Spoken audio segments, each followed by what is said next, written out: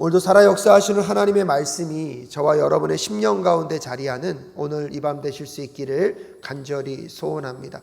매일의 일상을 살아가며 오늘도 우리는 내일 어떤 일이 벌어질지, 지금 1분 후에 어떠한 일들이 우리의 삶 가운데 다가올지 누구도 예측할 수 없는 삶을 살아가고 있습니다.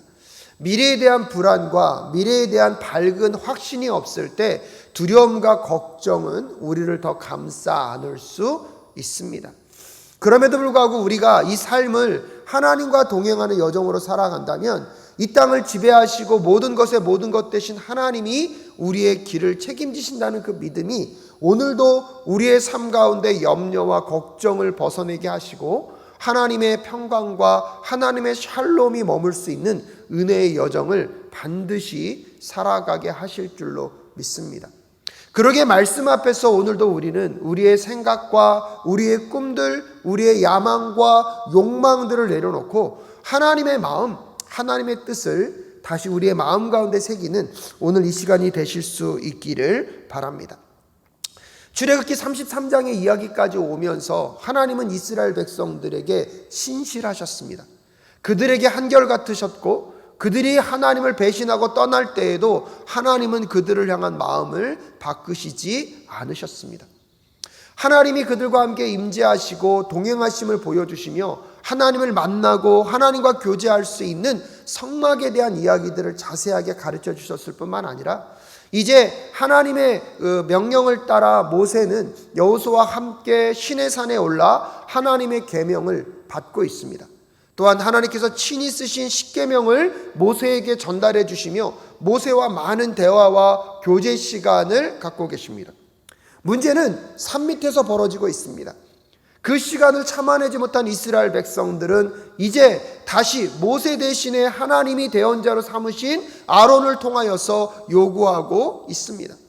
우리를 이집트로부터 이끌어낸 그 하나님을 만들라고 이야기합니다. 사랑하는 여러분, 이스라엘 백성들은 다른 신을 찾은 것이 아닙니다. 자신들을 그 이집트로부터 이끌어낸 하나님을 찾고 있었습니다. 하지만 정작 그들은 그 금송아지를 만들어 놓고 그것이 그들을 인도하여 낸 하나님이시고 앞으로도 인도할 하나님이라고 섬기면서 그들은 기뻐 춤추며 노래하고 있습니다. 기뻐 춤추며 노래하는 것이 뭐 잘못됐겠습니까? 문제는 그 춤춤과 노래함과 예배의 대상이 누구냐 하는 것입니다. 그들이 기뻐하며 예배하고 경배하고 있는 그 대상이 누구냐가 문제인 것이지 예배하며 기뻐하며 찬양하는 것 자체는 문제일 수 없을 것입니다. 무엇보다도 우리가 예배하고 그분께 드려야 할 노래, 그 대상은 온 천지 만물을 다스리시고 창조하신 그 하나님, 온 인류 가운데 유일한 지존자이시며 살아 역사하시는 하나님만을 향한 여러분 예배와 경배는 아름답고 피조물인 우리로서는 마땅히 드려야 할 예배의 모습일 것입니다.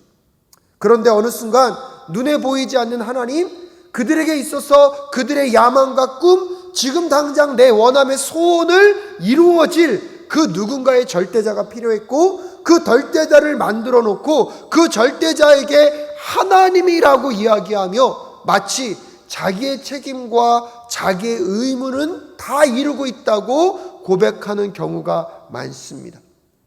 입술로는 하나님을 얘기하고 있는 것 같지만 이미 마음으로는 우상을 섬기고 있는 이스라엘 민족들. 그러면서도 그들이 잘못된 대상을 섬기고 있는지조차 모르는 이 영적인 어두움 가운데 빠져있는 이스라엘 민족들의 심각성을 우리는 다시 한번 살펴볼 필요가 있습니다.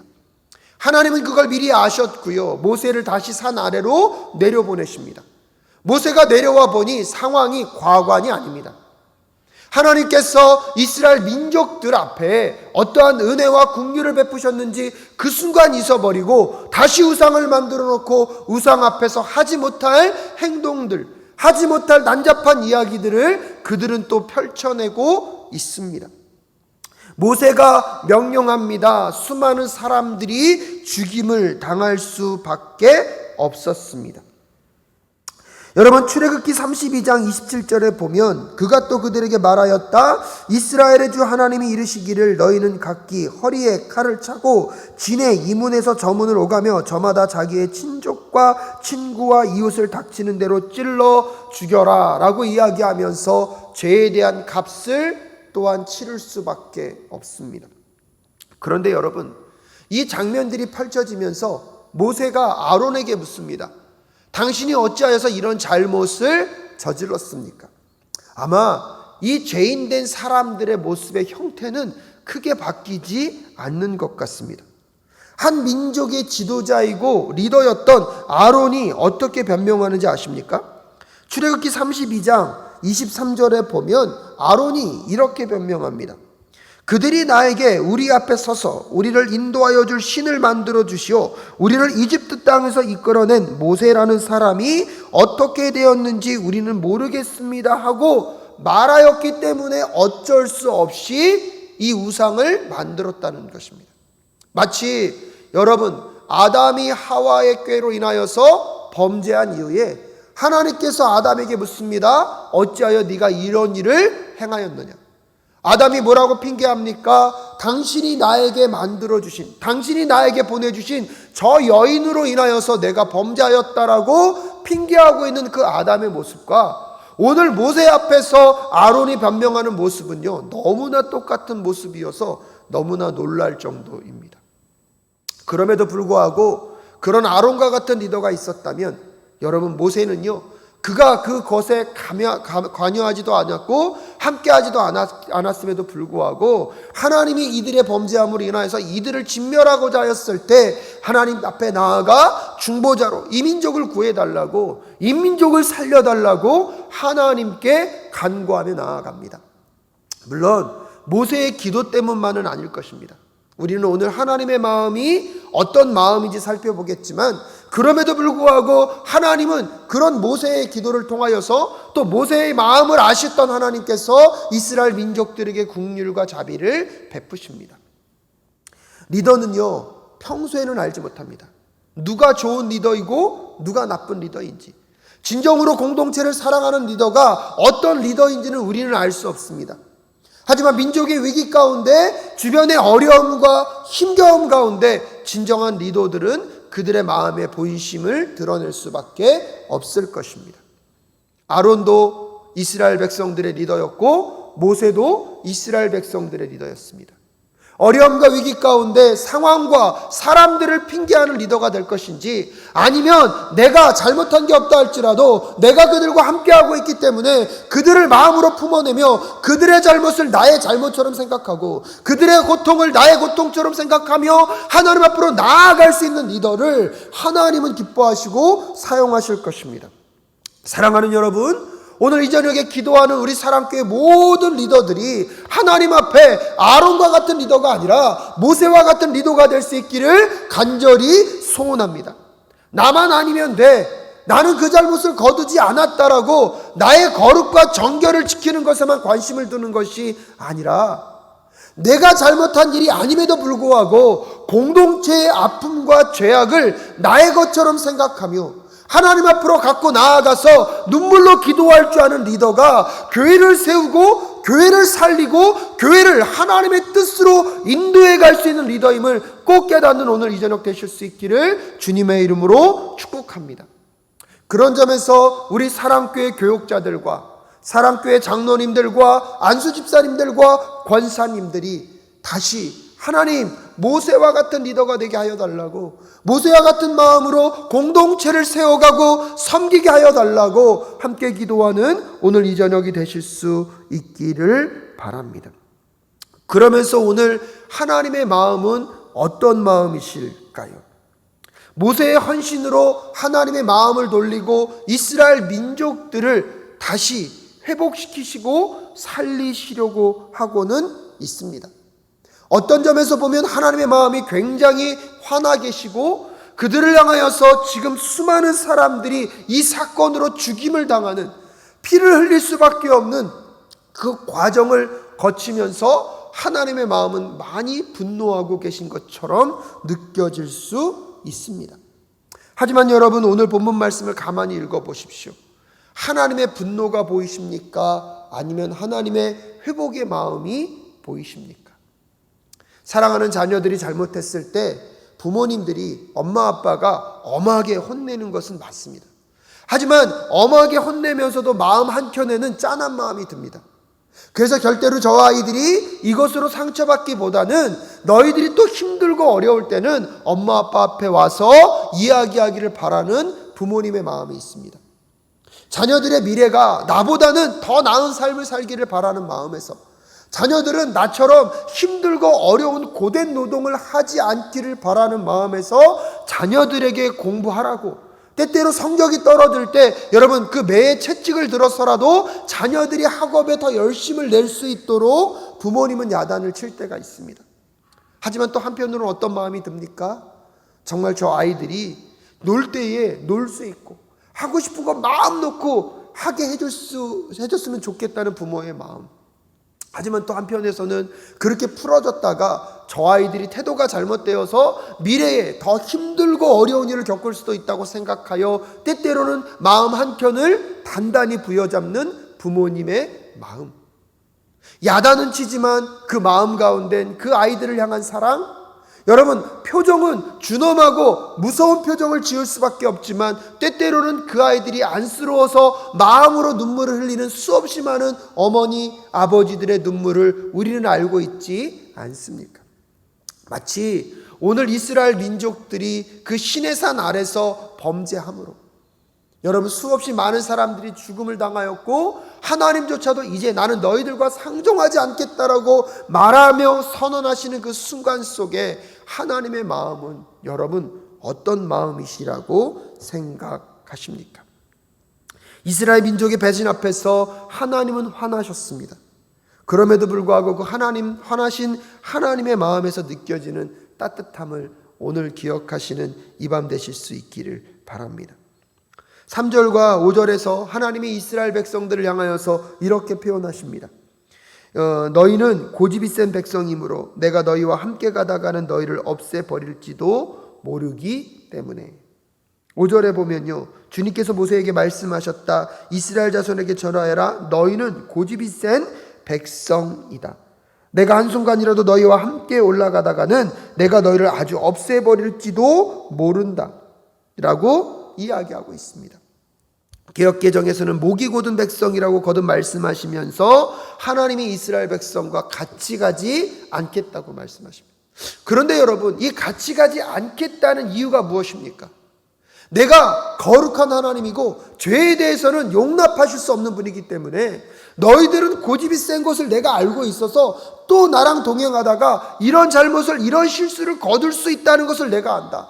그러면 그때는 내가 너희들을 죽일 수도 있기 때문에 오히려 너희들과 함께 가지 않겠다고 말씀하시는 하나님의 이 말씀은 여러분, 화나셔서 다시는 보지 않겠다는 마음입니까? 그들을 죽이는 것이 걱정돼서 하나님이 한 발짝 떨어져 계시고 싶다는 그 마음이실까요? 아까 말씀드렸다시피 부모님들이 자녀들을 향하여서 때때로 화를 내고 때때로 엄하게 할 수밖에 없지만 마음 한켠에 그 아이들을 향한 짠한 마음, 무엇보다도 그 화냄과 그 엄격하게 하는 그 근본적인 것은 무엇입니까? 내 자녀가 나보다는 더 나은 삶을 살고 내 자녀의 미래 속에 이 아이들이 힘겨움을 겪지 않으려면 오늘 지금 이 어려움을 견뎌내야 한다는 것을 부모님들은 알고 계시기 때문입니다. 똑같은 마음으로 한번 오늘 하나님의 마음을 살펴보면 이스라엘 민족들이 범죄하였습니다. 그래서 그들과 함께 하나님은 그들이 어떤 존재인지를 알고 있습니다. 그러기에 한 발짝 물러서서 가겠다고 하시는 하나님의 마음은요, 그들을 버리는 마음이 아니라, 그들을 영영 떠나겠다는 마음이 아니라, 지금도 하나님 마음 가운데 흘러가고 있는 마음은 여러분 죽이는 것에 있는 것이 아니라 살리는 것에 있고, 그들을 버리는 것이 아니라 끝까지, 그들을 보호하고자 하시는 하나님의 마음이 계심을 우리는 깨달을 수가 있습니다. 사랑하는 여러분, 그러기에 오늘 우리에게 소망이 있는 것입니다. 우리는 수시로 하나님을 배신하고 하나님을 떠납니다. 하나님을 외면하고 하나님의 마음을 아프게 합니다. 그럼에도 불구하고 오늘 우리가 이 자리에서 하나님께 나아가 기도할 수 있고 하나님과 교제할 수 있는 것, 하나님의 마음은요, 죽이는 것에 있는 것이 아니라 살리는 것에 계시기 때문입니다.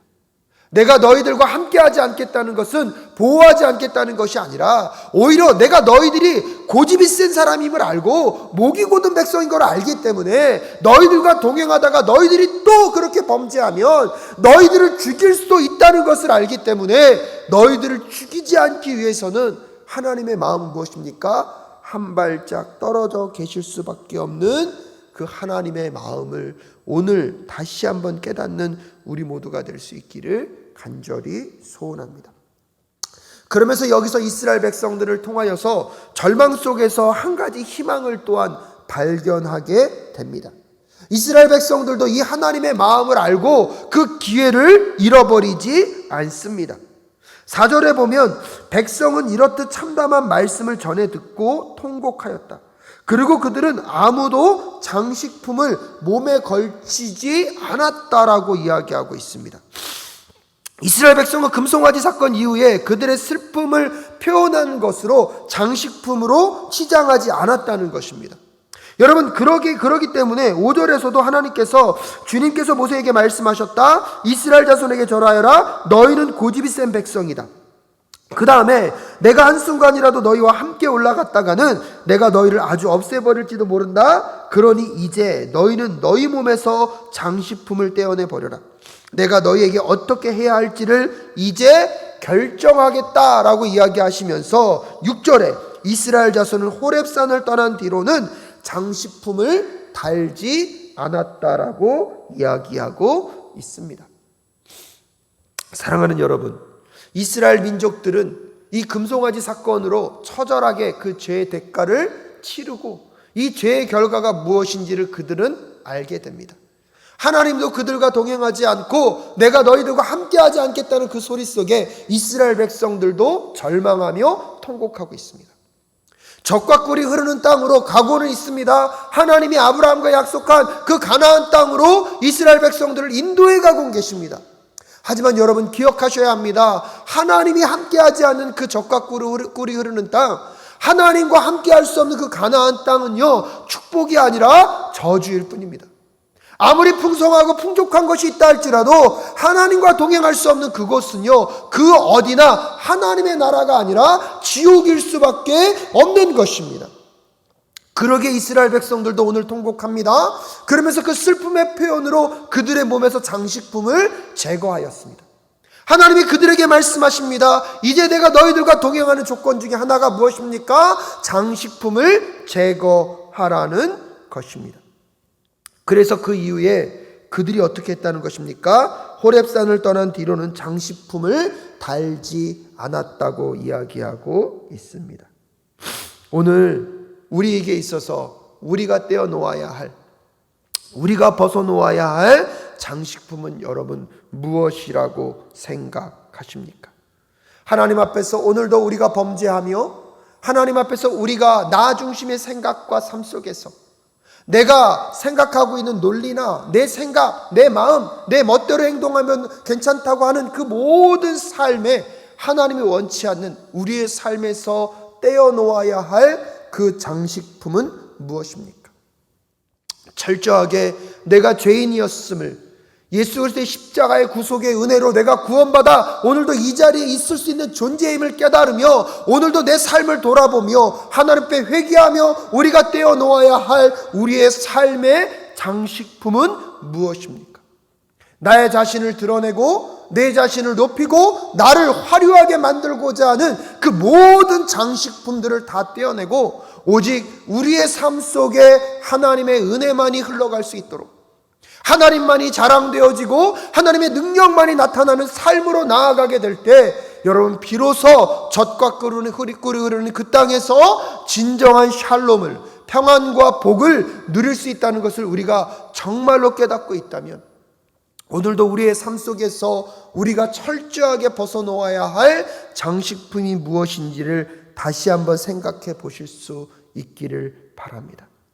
세상의 풍요와 세상의 영광과 세상의 명예를 위하여서 여러분 하나님의 명령을 외면하고 있었던 그 장식품은 무엇입니까?